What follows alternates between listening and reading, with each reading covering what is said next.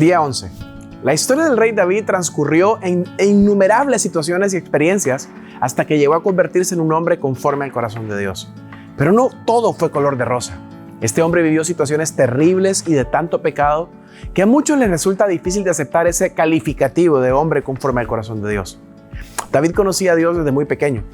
Había vivido en carne propia experiencias donde Dios había mostrado su formidable poder.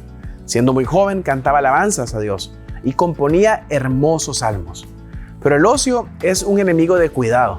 Prefirió quedarse en casa haciendo nada que acompañar a su ejército a la guerra. Y ocurrió algo terrible.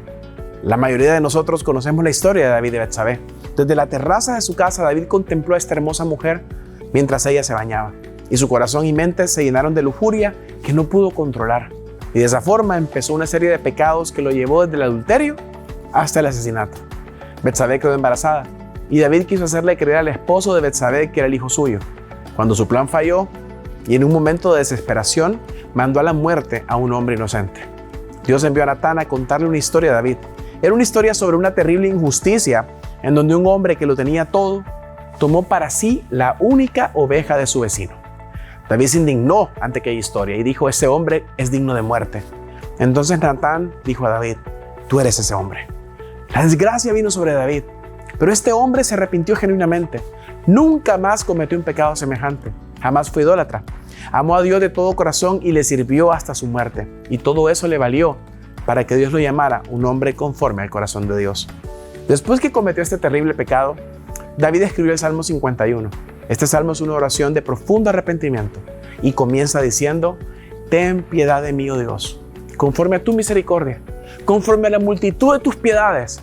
Borra mis rebeliones, lávame más y más de mi maldad y límpiame de mi pecado. Es la oración sincera de un hombre completamente arrepentido. Reconoció que había pecado contra Dios y le pidió que cambiara su corazón. Dios lo hizo y este hombre fue el rey más noble, recto y justo del pueblo de Dios. Señor, líbrame de cometer pecado deliberadamente.